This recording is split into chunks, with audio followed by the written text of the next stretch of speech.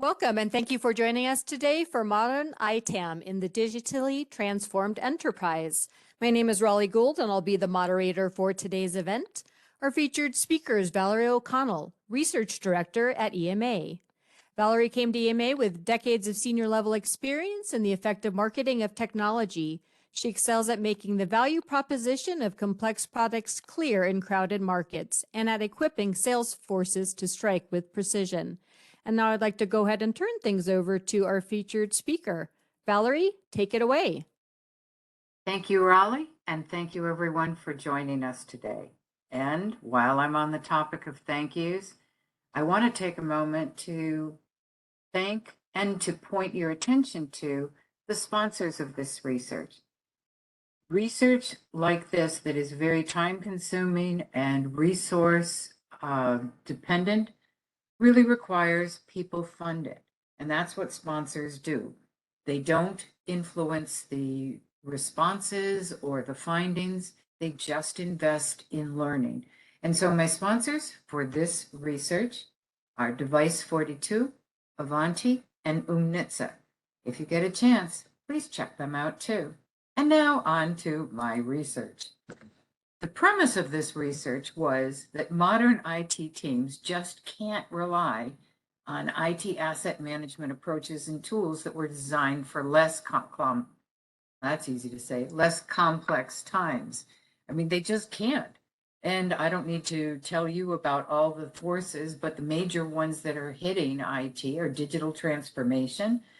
That has good points and negatives. They raise challenges and offers new possibilities for the management of IT assets.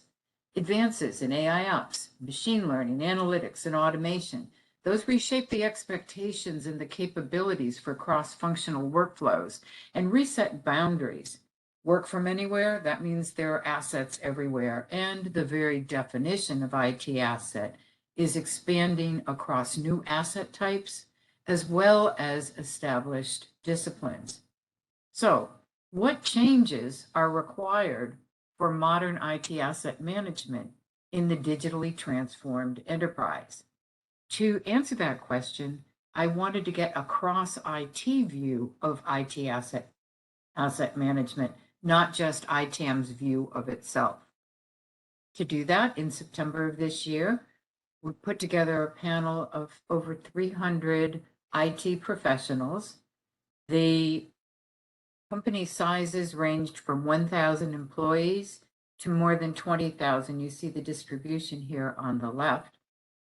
Those companies were in North America, EMEA, and APAC.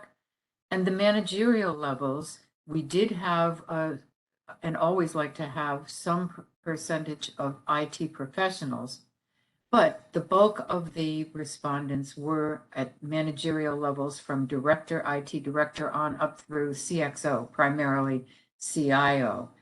We often notice that the IT practitioner's view of the world differs from those of management, and it's always interesting to keep our eye on that. Before we move into more specifics, I've been asking this question in all of my research initiatives. Other than working from anywhere, how did your IT organization adapt to the global circumstances of the past 2 years? And you see that more than half say we innovated technically and made organizational changes. As it turns out, that's really required to be able to adapt to new technologies, business circumstances, and business initiatives. 27% that said we only innovated technically, new initiatives and technologies. Anybody who's been in business for long knows that you really just can't successfully throw technology at a problem and hope that it gets better. And throughout this research, we found that people who adapted both technologically and organizationally fared better. No surprise there. Now, before we go specifically into IT asset management, it makes sense to lay the groundwork of the IT context within which ITAM operates. On the left, we ask, how would you rate the overall quality of service that your IT organization delivers to all users. Now, granted, this is a self-assessment, but over the years, we've found that the differences in the categories, not so much the words themselves, outstanding, above average, and average, that really translates into above average, average, and below average. People just don't respond well to the words below average. So you see here something of a little bit lopsided normal curve as what you would expect. How did your enterprise's organization's annual IT budget change from last year to this year? Almost everybody's increased. 14% had no change and 6% decreased. Those that had more than 20% increase, and those who had outstanding self-reported quality of IT service were almost a direct map. And we've found this consistent across IT practice areas, that quality of service translates almost directly into budget. And that becomes cyclical. The more budget you have, the more you can do. The more you do, the better the quality is. The more it's appreciated and the budget rises, and so we go on. Now, the definition of an IT service varies from organization to organization. And then you find that depending upon that definition, that the organizational principles tend to wrap around that. So on the left, generally speaking, how does your organization define an IT service? 37% say all infrastructure and software that's required to deliver a business function, but closely behind is specific IT technology area, database, servers, networks. So that goes over to the right. How would you describe your IT organizational principle? 41% are still organizing along classic functional lines, that being technology, network, application, storage, etc. 24% say that the teams are organizing around specific business services or lines of business. And almost exact amounts say increasingly IT is taking a cross-functional product approach to delivering IT services. And down in the bottom here, we have IT is planning to take a service operations, service ops approach that blends multiple teams and groups. I think you can see that although the technology striation approach is still deeply embedded in organizations, the trend is definitely not only towards a business view, but cross-functional teams and in fact, service ops. And I expect those numbers to increase quite a bit in the weeks and years to come. What are the challenges to high quality IT service? And what are the top challenges for IT teams? In terms of the biggest challenges to delivering high quality IT service, cloud comes in as number one. You see, it also comes in as number one of the top challenge for ITAM teams. In terms of IT quality, talent shortage, or the automation to fill the gap comes in second. Both challenge sets prominently feature siloed teams and tools and functions and legacy tools. Now, and as we go through my slide deck, I'm not going to read everything that I've written here. You'll be able to do that at your leisure at some other time, but I'll just point out highlights. Now, here's a question that I've asked for at least the past year, maybe a little bit more, in every one of my research initiatives. And one of the reasons I ask it is because the first time I got my response, I was shocked. Then, since then, I'm not shocked anymore. What you see here from this panel group is very consistent with what I'm seeing in others. Which statement best describes the state of IT in your organization? Here's what shocked me. 19% say IT is strategic, an equal partner with the business. All right, that's good. No, it's not good. That means that for 80%, it's not strategic. It's not an equal partner. And the reason I was shocked was the first time I saw it is that how can it be in this day and age that IT is not equal with the business? But it's not. You see I've got 2 stars there. One is the role of IT is evolving from operational to strategic. Yay, it's about time. And the second is digital transformation is elevating, changing the role of IT. So you see down in the bottom, I consolidated the view. Roughly 19% say that IT is strategic and equal.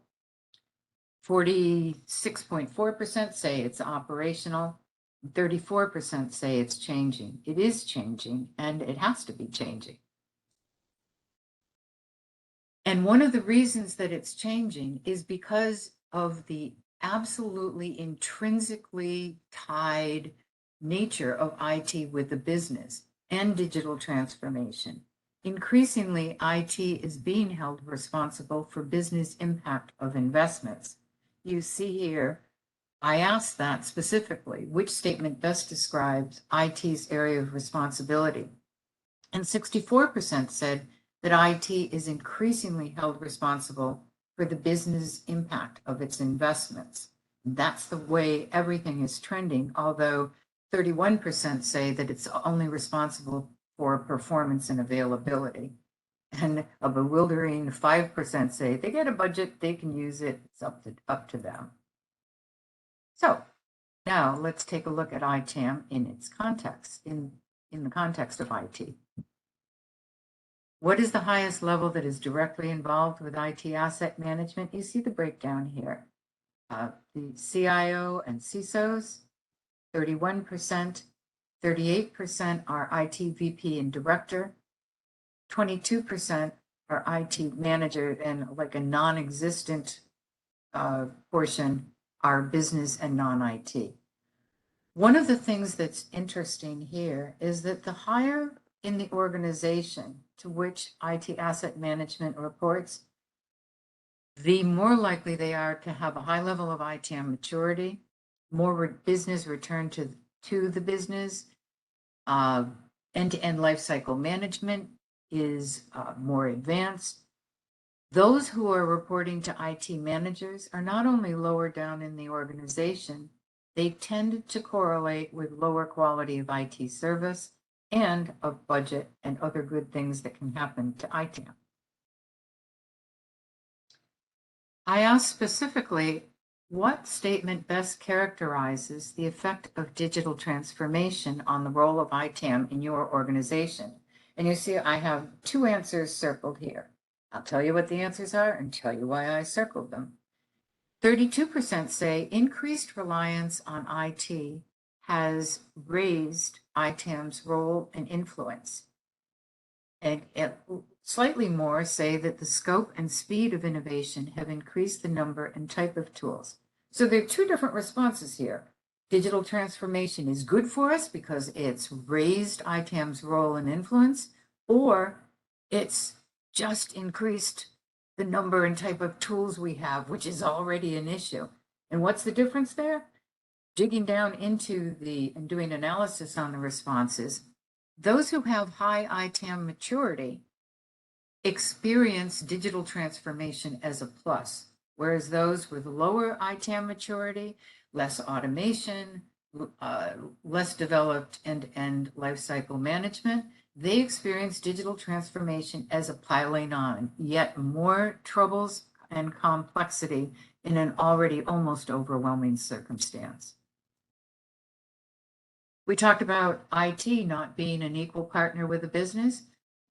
Now we step down a level. ITAM isn't equal to other IT teams, but it's trending up. I asked, when it comes to influence in your organization, what statement best characterizes the asset management team compared to other IT groups like DevOps, IT service, NetOps, etc.? Almost 30% said it's equal to other groups. Well, the flip side of that is for 70%, it is not equal to other groups. But then again, the good news is that for 62% of it, the respondents, it's growing in importance.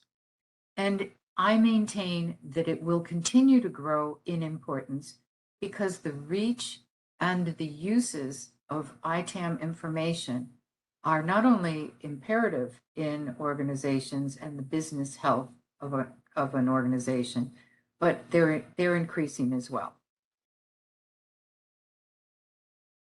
So because the increases in ITAM capabilities, influence, budget, etc., are tied to business outcomes, I asked which business metrics are used to measure the success of your ITAM program. The top answer across the board is minimize security risks, then audit performance and accuracy, followed by employee productivity. Those you'll find security is a top and growing ITAM concern and source for the cybersecurity teams, and we'll take a little bit closer look at that later. Audit performance and accuracy, that's kind of the bread and butter, but employee productivity is also rising in importance. I have here just one example. When optimizing software use and spend, which factors are considered? What's interesting here is that top of the list is value to the business. Now, cost of software closely follows, but I think it's interesting that business value trumps cost. Taking a look at how are things changing, non-IT asset that are managed by IT, most of the respondents averaged 2 that they noted. Which non-IT assets, which I defined as owned by the business but managed by IT, does IT manage in your organization? You see here that IoT, that is the highest response, followed by Edge. OT and non-connected IT physical assets are low, but actually growing.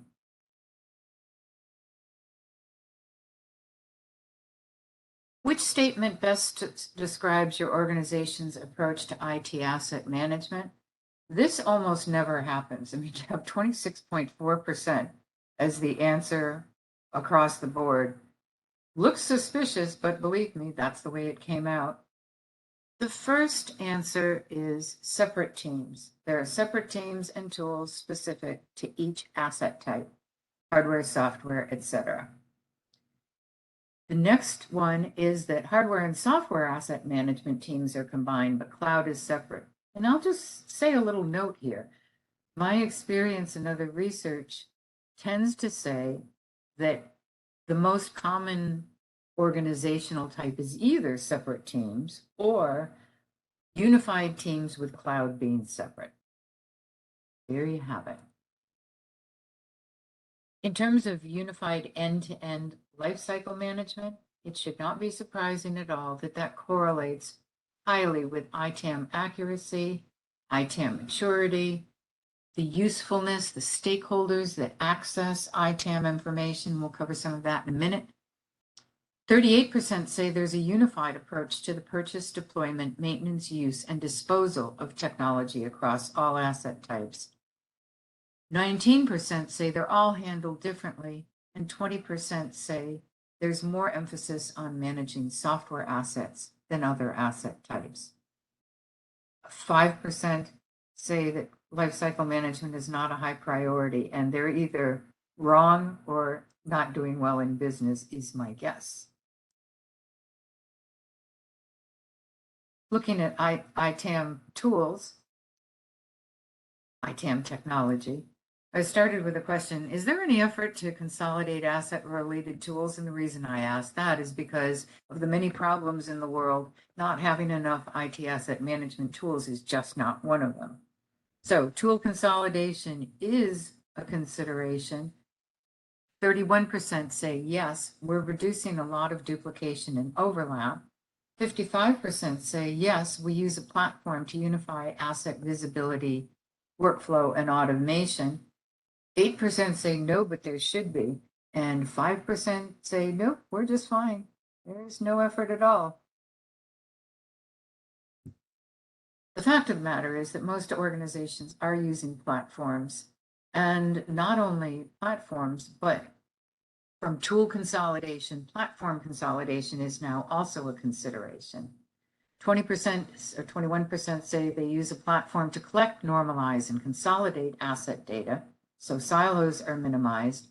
20% say they use multiple platforms, And 18% say they're actively planning to manage all asset types on one platform. That's quite an undertaking, but it's one that will have payback. Only 2% down there at the bottom say that siloed tools are no problems for us. Good for them. Highly unusual, though. Just a little word here. People frequently ask me about CMDB because a lot of the technical press likes to talk about CMDBs going away. CMDB is not going away. I've asked this question in multiple researches, even like when I do AI ops research, which technically doesn't have anything necessarily to do with CMDB. The answers are the same. CMDB is central to many IT functions such as ITAM, ITOps, ITSM, and security, 40.4%. An equal 40.4% say it is increasing in importance as we automate more complex processes. 12% say it's diminishing in importance, and 7% say we don't use a CMDB. So the fact is that CMDB role is staying or growing.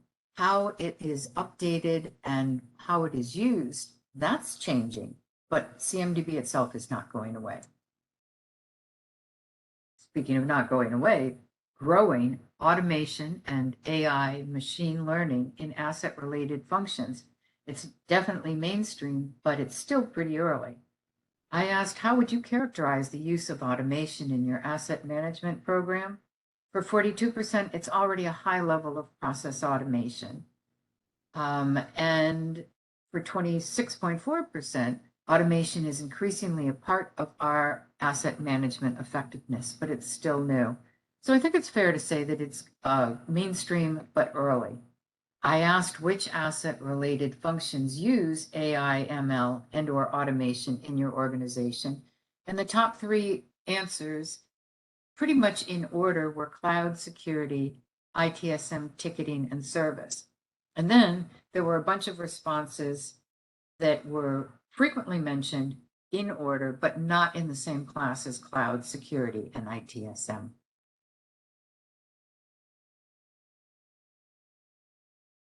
In terms of cost, what value has your investment in asset management, AI, and automation returned?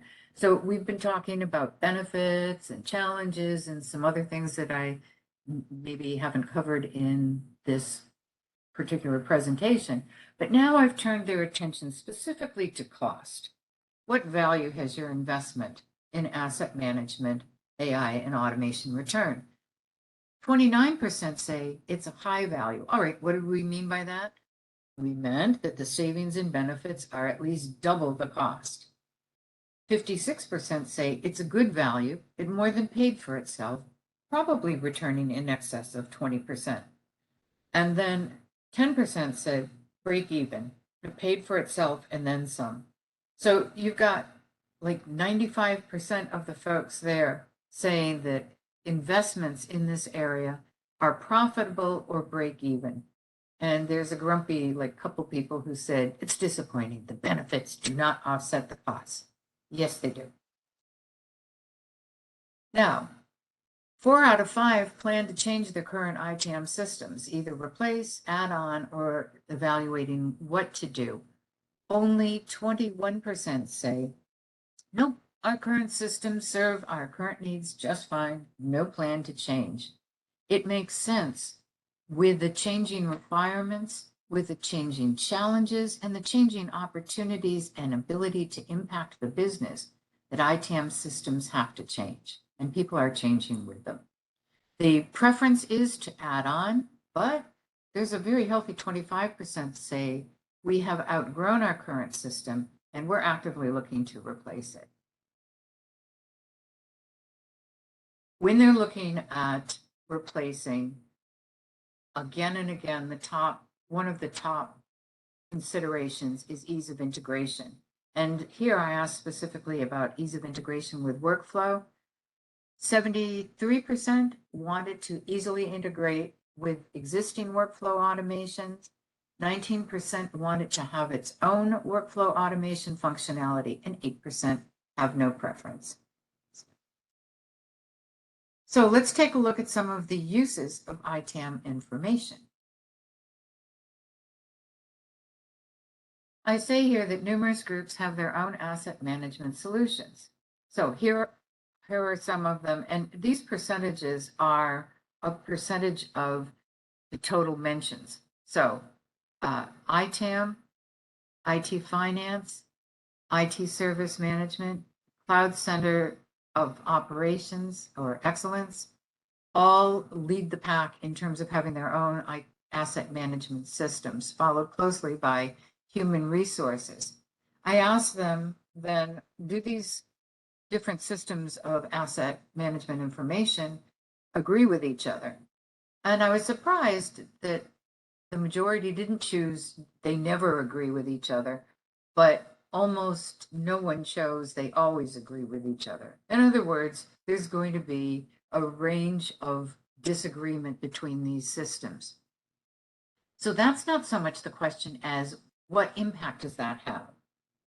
I asked incomplete, siloed, conflicting, or inadequate asset information has what effect on your organization? And I limited them to 2 choices. The top one is it increases costs and decreases efficiency, followed by puts security and compliance at risk, stands in the way of automation, disrupts functional workflows, and complicates cloud migration. All right, so those are some of the disadvantages, but it's fair to say that different groups with different needs need different type of information. All right, but what are the commonalities? I asked which statement best describes the needs and uses for ITAM information in various groups, such as finance, ITSM, ITOps, etc. 32% say they're completely separate, each has its own requirements, they need separate systems. It's always been this way, it will always be this way. However, more encouragingly, 56% say they have a lot of overlap that could be rationalized in a shared ITAM system or platform. And 11%, almost 12% say bidirectional sharing using rationalized and enriched data is ideal. Whatever approach gets taken is almost beside the point. What is the point here is that there is commonality of use, and with some cooperation, thought, and technical considerations, you can bring these sources of information together in a way that allows for end-to-end processes and less duplication of effort. I asked which uses of ITAM information are top priorities for your organization, again, limiting them to 2. And the reason I limit people to 2 is because it forces them to really do some thinking instead of like a kid at Christmas goes, I want this, I want this, I want this, I want this, yep, I want that one too. But when you say now just pick 2, oh, well, then I guess I want risk and security is number 1. Software use and compliance are number 2. They're very close together and the others are behind them. I asked which uses of IT asset information have the biggest impact on your organization. So go back for a second. The priority was risk and security, followed by software use and compliance. Here are the answers on the biggest impact that IT asset information has on the organization as seen or answered by the CXO respondents. Again, not only is security and risk number 1, it's far and away number 1, followed by the service desk, ITSM, and incident response. You'll notice that while cost cutting does make the list, it's relatively far down the list. And I find that is true of any really strategic or end-to-end enterprise initiative. Cost is always in the mix, but it is rarely the number 1 driver. So let's take a quick look at security, cloud, and audit uses. Just some interesting points that I surfaced on these common use cases. What's security's view of ITAM? How does your organization's cybersecurity team view asset information? Well, 44% say asset information is critical to identifying and protecting attack surfaces. Well, of course it is. That's just common sense. But an exactly equal amount say that asset information would be useful if it were current, accurate, and readily available. What's the implication there? The implication there is that it is not current, accurate, and readily available. So much so that 10% say our cybersecurity team does not regularly use IT's asset information. Not good. But when they do use it, which areas of asset information are of most interest to your cybersecurity teams? No surprise, cloud and software lead the pack, followed by SaaS. On to cloud. I asked them to estimate how much is being wasted on the use of public and private cloud resources.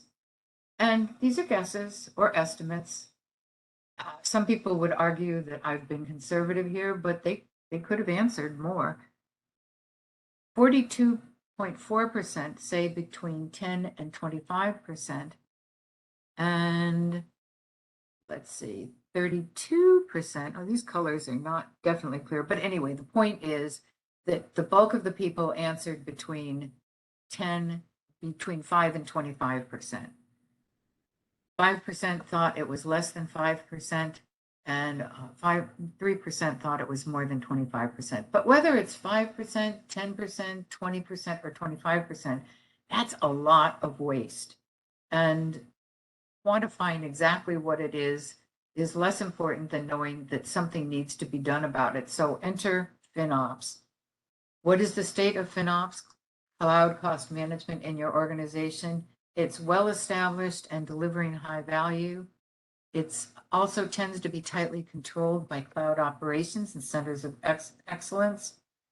And it's so well established for most of the organization that it's expanding integration with other groups. And this is an area that was interesting to me.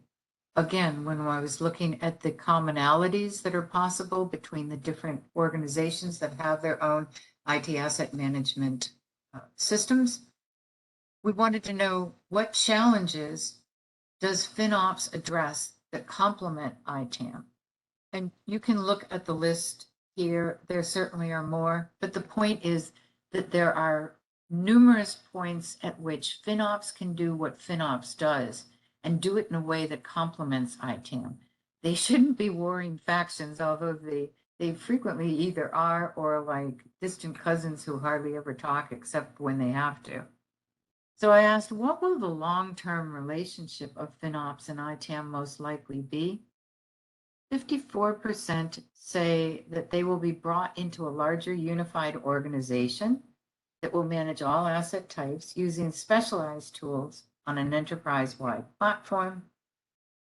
FinOps is 12% say FinOps is and ITAM are fundamentally different. They will remain separate, sharing information only as needed. But another 34% say they'll remain separate, but complement each other using an enterprise-wide platform. That has to be the direction that it's going in. There has to be more cooperation and sharing, because different specializations should be bolstering each other, not fighting each other. On to audit. Most organizations dread vendor software license audits. Which statements characterize your organization's audit experiences in the past 2 years? 22% say that audits have increased in frequency. The threat of audit has increased, as well as the duration. So audits are not pleasant and they're not going away.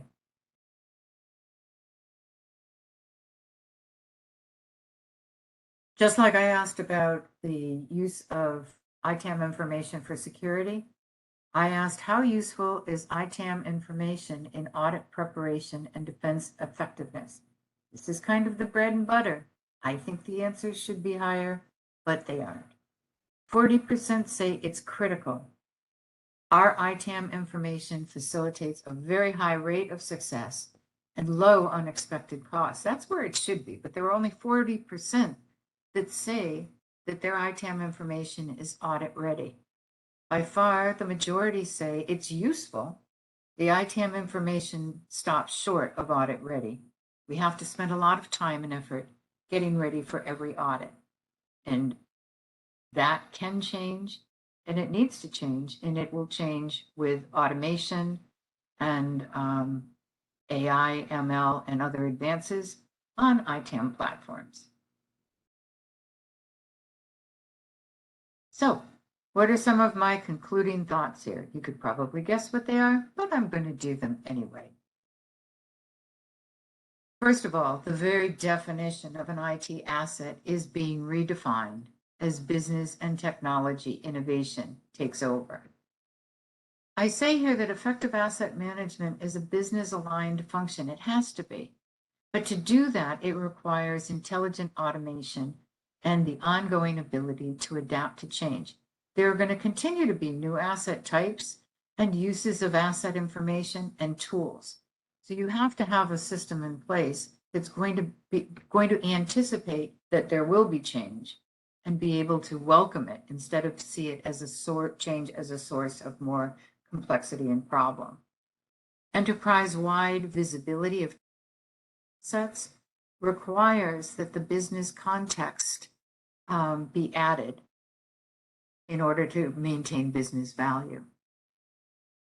I've kind of alluded to this throughout my presentation. It is reasonable that specialized functions have specialized requirements for asset information. They have different functions, so that makes sense. But it really is not reasonable for competing systems with conflicting data to inhibit business innovation. The trend towards collaboration on the basis of rationalized, enriched data on a shared ITAM system or platform is strong. And there's a very high correlation between platform use and ITAM maturity and lifecycle management, quality of IT service delivered, budget, asset accuracy, the list goes on. Any good thing that can happen to an ITAM team correlates between platform use and ITAM maturity. When IT asset management information is complete, accurate, current, and this matters too, accessible, it gets used. And when it gets used, it gets valued. And when it gets valued, good things happen to the business and to the ITAM teams serving the business. The level of IT quality rises, and it gets rewarded by budget and a rise in the status of the ITAM teams. So effective, modern IT asset management is equal parts technology and organizational. And I'll end here on the same spot that I began, which is the premise. Modern IT teams can't rely on ITAM approaches and tools that were designed for less complex times. It makes sense, and now I have the research to back it up. Thank you very much for your time. If you have any questions, please feel free to contact me at Enterprise Management. I love hearing from you guys. And in your spare time, please take a look at the sponsors because they make this possible. It's a joy for me, and hopefully it's useful to you. So thank you to Device 42, Avanti, and Umnitsa. I remembered them in alphabetical order, and I wish you all a great day. Have one. Bye.